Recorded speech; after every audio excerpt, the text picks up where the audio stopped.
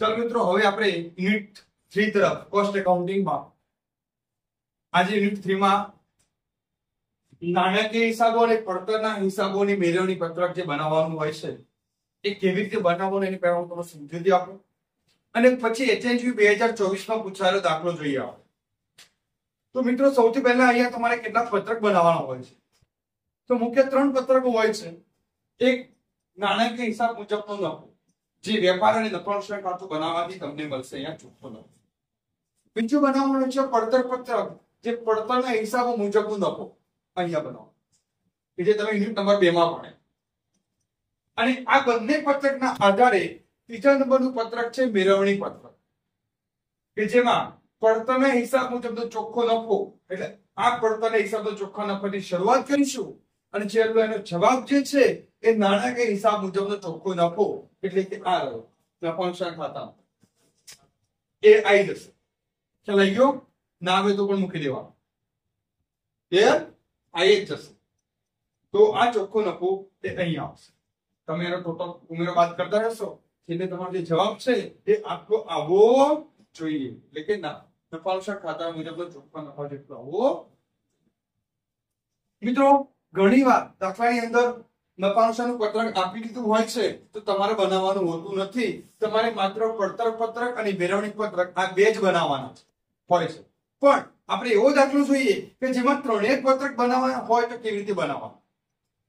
તો એવો HNV 2024 માં પૂછાયેલો દાખલો 22 મેન્યુફેક્ચરિંગ કંપની વાળો છે. તો મિત્રો, વેપારી નફાનું ખાતું એક વખત નજર કરી લો. શરૂનો સ્ટોક, ખરીદ પરત, વેચાણ માઇનસ વેચાણ પરત, અહીંયા તૈયાર માલનો સ્ટોક, આગળ સ્ટોક, આ જોઈ લો. આ તમને આવડે છે. અહીંયા ખર્ચા છે, ઓફિસ વહીવટી ખર્ચા, વેચાણ વિતરણના ખર્ચા, અન્ય કોઈ ખર્ચા હોય, આવક હોય. ચોખ્ખો કાચો નફો અહીંયા લાવ્યા, પ્લસ કરીને આ બાદ કરશો અને ચોખ્ખો. પડતર પત્રક તમે બીજા યુનિટમાં ભણી ચૂક્યા છો. માલ સામાન, મજૂરી, પ્રત્યક્ષ ખર્ચા, ટોટલ પ્રાથમિક પડતર બની. કારખાના ખર્ચા એડ કરો, કારખાના પડતર બની. ઓફિસ ખર્ચા એડ કરો એટલે ઓફિસ પડતર મળશે, ઉત્પાદન પડતર.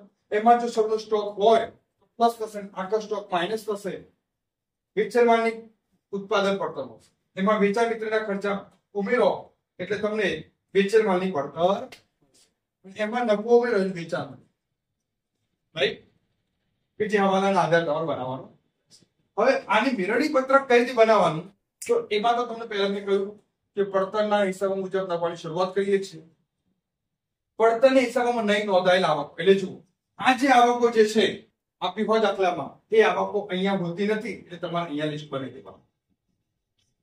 પડતરના હિસાબમાં પરોક્ષ ખર્ચની વધુ વસૂલાત, મતલબ અહીંયા નાણાકીય કરતા પડતરમાં ખર્ચો વધારે હોય તો એ અહીંયા લખવાનો, અને જો કદાચ પડતરમાં ખર્ચો ઓછો હોય તો અહીંયા પડતરના હિસાબોમાં પરોક્ષ ખર્ચની ઓછી વસૂલાત અહીંયા આવે. પડે ગઈ. આ બંને મેચ કરવાનો, તફાવત કાઢવાનો.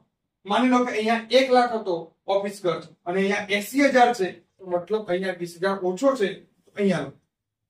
પણ જો કદાચ અહીંયા 1 લાખ હોય અને પડતરમાં 1,10,000 હોય ઓફિસ ખર્ચ, તો અહીંયા 10,000 પડતરમાં વધારે છે તો વધુ હોય તો અહીંયા. એવી જ રીતે સ્ટોક, શરૂનો અને આખો સ્ટોક અહીંયા લખ્યું છે. તો પડતરના હિસાબોમાં શરૂના સ્ટોકનું વધુ મૂલ્યાંકન હોય ઉપર આવશે, ઓછું મૂલ્યાંકન હોય તો નીચે આવશે. આ બાદમાં છે. આખા સ્ટોકનું મૂલ્યાંકન અહીંયા 15,000 આપ્યું હોય અને અહીંયા આખો સ્ટોક તમારો 12,000 આવતો હોય તો એ 3,000 ઓછો છે તો આખો સ્ટોકનું ઓછું મૂલ્યાંકન અહીંયા લખવાનું. પણ જો કદાચ અહીંયા 15 હોય અને અહીંયા 17,500 આવતા હોય તો 2500 વધારે છે તો આખા સ્ટોકનું વધુ મૂલ્યાંકન અહીંયા. ક્લિયર? તો આ જે મેળવણી પત્રક છે આ બંને, રાઈટ? અને જે ખર્ચા અહીંયા નથી લખેલા એ ખર્ચા અહીંયા લખાશે, નહીં નોંધેલ ખર્ચા, કે જેમ કે માંડીદાર પ્રાથમિક ખર્ચ છે, ડિબેન્ચર વળતર છે, ઘસારો, જે કંઈ આપેલું હોય. ક્લિયર? અને નથી નોંધેલી આવકો, અહીંયા જે ડિવિડન્ડ, વ્યાજ જે કંઈ આપેલું છે એ અહીંયા આવકો નથી નોંધેલી, એ આવકો બીજું કંઈ છે. તો ચાલો મિત્રો, હવે આપણે 2024 તરફ જઈએ.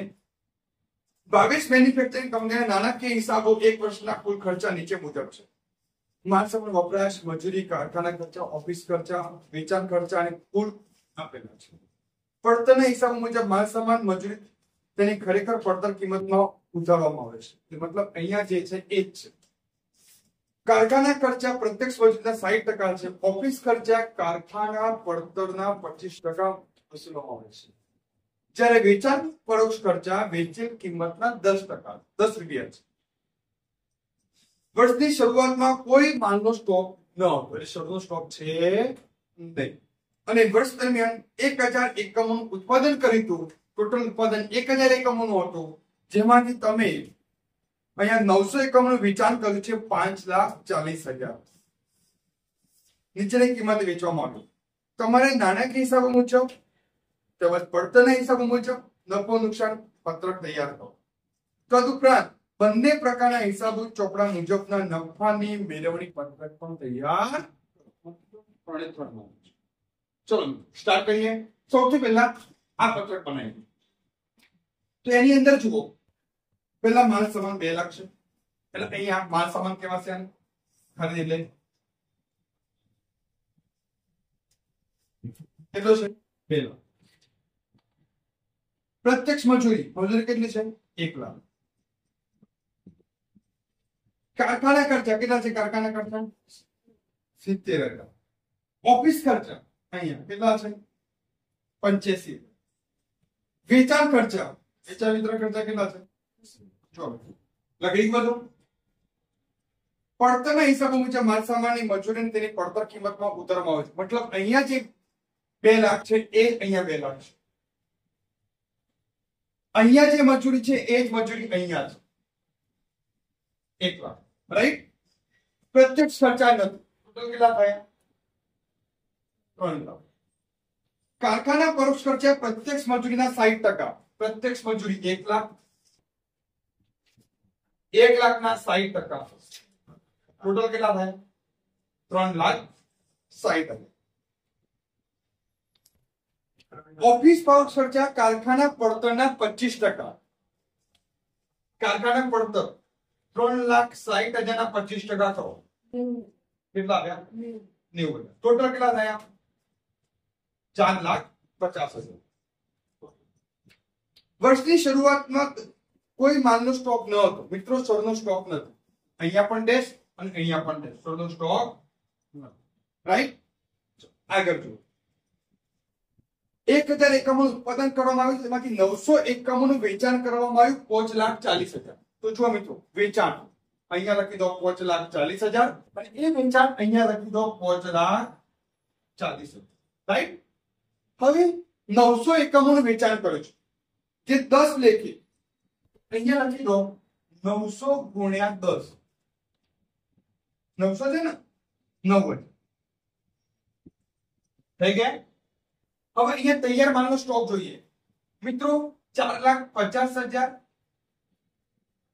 ગુણ્યા વધેલ એકમ 100 અને ઉત્પાદન એકમ કેટલા? 1,000. કેટલા આવશે? 45. આખર સ્ટોક બાદ થશે. કેટલા આવ્યા? 4,05,000. એમાં 9,000 ઉમેરો. 4,14,000. 5,40,000 ના વેચાણમાંથી 4,14,000 બાદ કરો. કેટલા આવ્યા? 1,26,000 તમારો પડતર મુજબનો નફો આવ્યો. આ પત્રક રાઈટ. હવે આ ગણી ગઈ.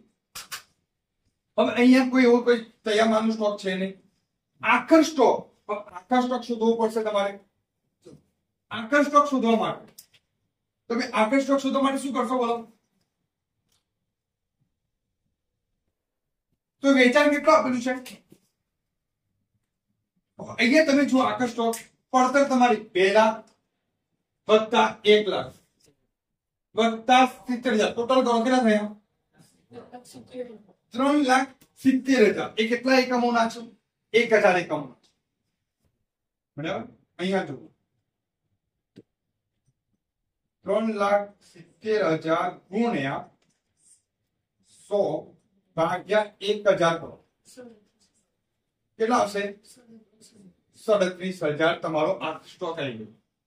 રાઈટ? હવે અહીંયા જુઓ, સરવાળો કરો. 5,40,000 વત્તા 37,000 5 લાખ. એમાંથી 3,70,000 બાદ કરો. 2 લાખ એ 2,07,000 અહીંયા લખો. તો અહીંયા કોઈ વધારાની આવકો આપેલી છે? કોઈ હવાલો ના, કોઈ છે નહીં. 2,70,000 એમાંથી 85,000 ને 10,000 બાદ કરો. Sorry 2,07,000 sorry.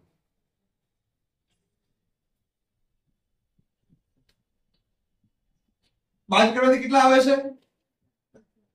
1,12,000. અહીંયા કોઈ જ ખર્ચા છે નહીં, બીજા કોઈ ખર્ચા છે નહીં. ક્લિયર? તો જો મિત્રો બંને પત્રક રેડી થઈ ગયા તમારા. નફા નુકસાન મુજબ 1,12,000 અને વળતર મુજબ નફો કેટલો છે? 1,26,000. આ બંનેના આધારે તમારે મેળવણી પત્રક બનાવવાનું. ક્લિયર? હવે જુઓ મેળવણી પત્રક. અહીંયા જો રકમમાં જોવાની જરૂર નથી. હવે સીધું અહીંયા જાણો. વળતર હિસાબ મુજબ ચોખ્ખો નફો કેટલો છે? 1,26,000 અહીંયા. અને તમારો જવાબ કેટલો આવવો જોઈએ? 1,12,000 અહીંયા આવવો જોઈએ. એ આપણે જોઈ લઈશું.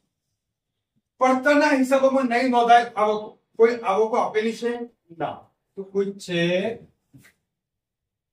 પડતરના હિસાબોમાં પરોક્ષ ખર્ચની વધુ વસૂલાત. હવે જુઓ માલ સામાન અહીંયા 2 લાખ, અહીંયા 2 લાખ, મજૂરી 1 લાખ, 1 લાખ. કોઈ ફેરફાર છે?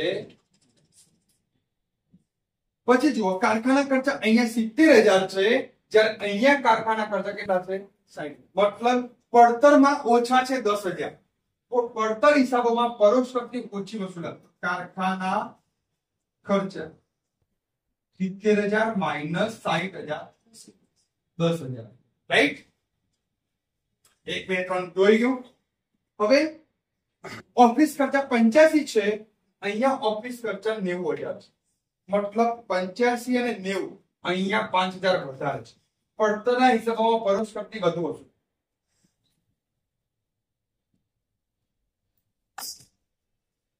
અહીંયા ઓફિસ વહીવટી ખર્ચ 90,000 માઇનસ 85,000 5. પછી જો વેચાણ વિતરણ ખર્ચ અહીંયા 10,000 છે, અહીંયા વેચાણ વિતરણ ખર્ચા 9,000. મતલબ પડતરમાં ઓછા છે. તો પડતરમાં ઓછા વસૂલ અહીંયા આવશે, ઓછી વસૂલાત. વેચાણ વિતરણ ખર્ચ 10,000 માઇનસ 9,000 કેટલા આવે? 1,000. રાઈટ? તો જો આની સરખામણી થઈ ગઈ બધાની. હવે સ્ટોકની સરખામણી કરીએ. સ્ટોક અહીંયા 37,000 હતો અને અહીંયા સ્ટોક આવ્યો 45,000. 37 અને 45 તો અહીંયા પડતરમાં વધુ છે. તો પડતર હિસાબોમાં આખર સ્ટોકનું વધુ મૂલ્યાંકન આવ્યું. આખર સ્ટોકનું વધુ મૂલ્યાંકન કેટલું છે? 45,000 માઇનસ 37,000 8,000. એટલે અહીંયા ડેશ થઈ જશે. સરનો સ્ટોક હતો નહીં અને આખો સ્ટોક અહીંયા નીચે જ આવે. રાઈટ? હવે કોઈ બાકી છે? તો અહીંયા કોઈ આવક એવું કોઈ બાકી છે નહીં, કોઈ ખર્ચા પણ નથી. થઈ ગયું મિત્રો? હવે કોઈ બાકી છે નહીં. સરવાળો કરો. ડેશ 5,000 ડેશ ટોટલ થયા 1,26 ને 5 1,31,000. અહીંયા ડેશ, અહીંયા 11,000, અહીંયા 8,000. 1,31,000 માંથી બાદ કરો 11,000 ને 8,000 બાદ કરો 1,12,000. અહીં કયું મિત્રો? 1,12,000. આ મળી ગયો.